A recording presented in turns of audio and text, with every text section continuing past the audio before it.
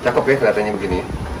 Kalau udah jadi begini, ini proses yang paling nikmat untuk bangun Jeep tuh pada saat begini nih.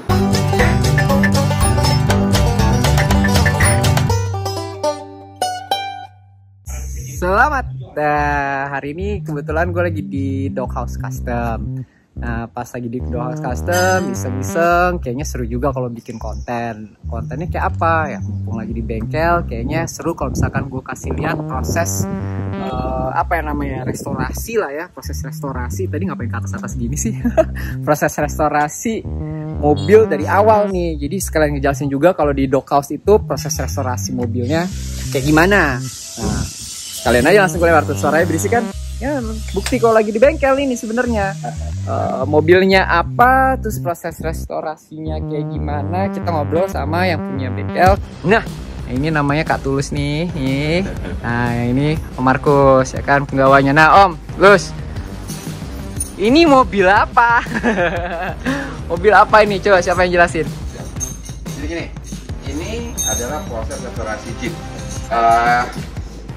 Di sini nih sebelum kita naik cat atau kita masuk di bodi ke atasnya ini yang mesti dilakukan.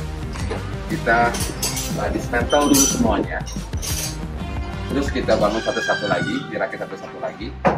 Kita make sure bahwa semuanya itu dalam keadaan perfect. Nah ini sasisnya nih, kalau dilihat nih sasisnya CG7 nih, tapi ini beda nih, ini yang orang bilang AM7 atau militer. Dia ada perbedaannya. Yang paling signifikan nih, cross member yang sini hanya ada di CJ militer atau CJ tahun tua. Kalau CJ yang tahun muda itu nggak ada ininya. Oh gitu. Nah orang suka bilang makanya sasis militer. Nah ini perbedaannya paling signifikan ada di sini. Ini juga mobil masih sumbu pendek. Oke. Taunya dari mana Gus? Nah paling gampang nih bedain sumbu pendeknya juga nih. Oke. Kalau orang suka bingung nih sumbu lebar, sumbu pendek gimana. Nah kita ukur aja jarak dari knuckle ke U-bolt yang paling depan, masuk ke telapak tangan kita 5 jari. Nah telapak tangan saya nggak masuk nih, berarti ini sumbu pendek. Kalau sumbu lebar pasti masuk telapak tangan 5 jarinya. Boleh nanya dikit dong, kalau misalkan dari sasis kayak begini, sebelum ada mesin per dan gearbox, setelah sasis apa dulu yang pertama? Setelah sasis ya pasti gardan. Gardan dulu berarti kan, gardan naik, gardan per kaki-kaki berarti ya? Iya, betul. Gardan per naik ya kan, terus habis itu baru mesin transmisi transfer case. Mesin gearbox transfer case berarti ya? Oke. Dan habis itu kayak ini kalau dilihat nih semua fuel line sama brake line ini udah kita bikin baru nih. Satu Apa mobil sih? ini. Fuel line yang mana ini? Fuel line yang ini, brake line yang ini. Nah ini semua dari pipa baru. Berarti yang emas ini kalau dilihat nih alirannya udah sampai depan situ tuh. Yang emas itu adalah fuel line, yang silver itu adalah brake line. Nah ini semua barangnya baru, kecuali bracket-bracketnya. Nah bracket-bracketnya ini biasanya kayak saya pakai ulang lagi, tapi kita galvanize. Dan ini juga selang fleksibel ya kita sebut ya, selang fleksibelnya semua kita ganti baru. Klem-klemannya juga pakai yang bagus lah, bukan klem-kleman yang asal-asalan harga 5.000 perak gitu, bukan. Oke. Kalau per ini buat apa Gus?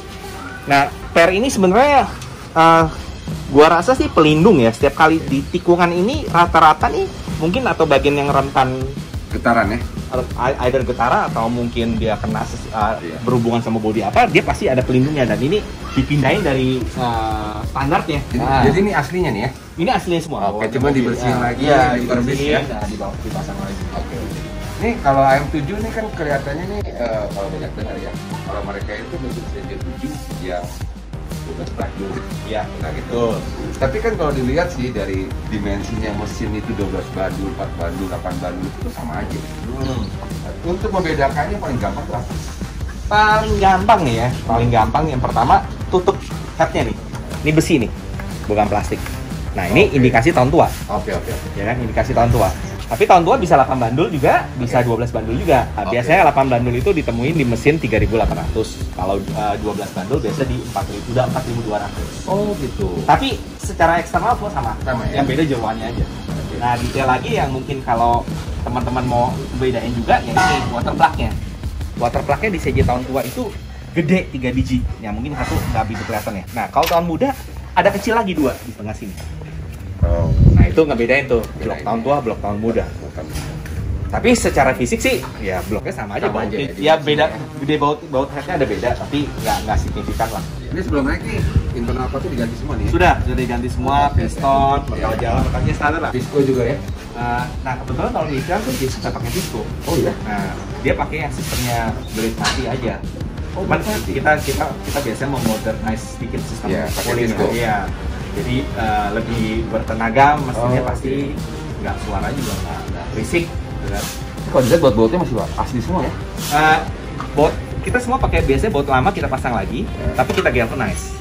Kalau rusak ya kita ganti dengan yang spek yang sama.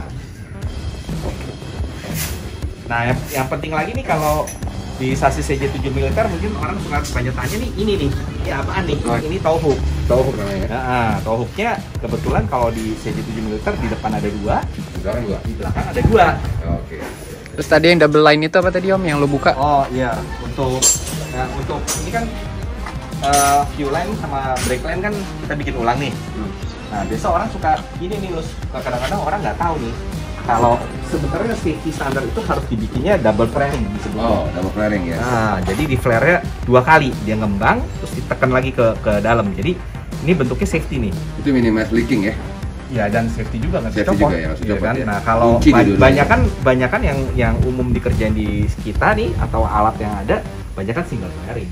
Jadi sebenarnya nggak boleh sekali. Kalau OEM sih semua double flaring. Oh, double flaring. Iya. Oke. Cuma maksud gue banyak yang nggak tahu kalau fuel line sama brake line itu harus double flaring. Oke. buat safety reason. Safety reason. Ya, karena bahaya banget tuh kalau sampai fuel leak, ya mobilnya nggak ngerem kan. Nah ini transmisi apa tuh? Transmisi ini standar CJ7 militer T176 ya ditemuin juga sama di CJ7 bensin lainnya. Oke. Transfer case dan 300. Tangki 60 ya? Tangki 60. Nah kalau ada sedikit perbedaan antara militer sama non militer. Oke. Di transfer case ini dia punya apa disebutnya ya? Shaftnya ini nih. Yuk. Iya rumah yuknya ini. Kalau yang non militer tuh sedikit lebih panjang dari yang ini. Oh, gitu. Nah ini lebih pendek, tapi lebih pendek ya? Ya, nggak mungkin pengaruhnya sih nggak ada, hanya di looksnya aja. As dalamnya lebih pendek aja banyak. Mungkin itu. Ya. Kalau muda dia lebih panjang. Rata-rata muda lebih panjang. Dia tahun 81 ke atas tuh yang kita umum temuin di Sumber lebar kayak gitu dia masih lebih panjang ya. Betul, lebih panjang. Oke. Cakep ya kelihatannya begini. Kalau jadi begini, ini proses yang paling nikmat untuk bangun chip tuh pada saat begini nih. Ngebayanginnya gimana, apa jadinya seperti apa, ya begini nih. Ya, ini yang paling fun juga dalam proses ini. Justru kalau misal lagi dibongkar atau lagi dikerok apa di apa, wah itu paling nggak fun ya. Tapi ini warna hitam ngejer sampai masih kayak baru gini diapain nih Om Markus? Ya pasti ya besinya kita kerok Ya pasti ya. Kerok, terus naik epoksi dulu. Epoksi.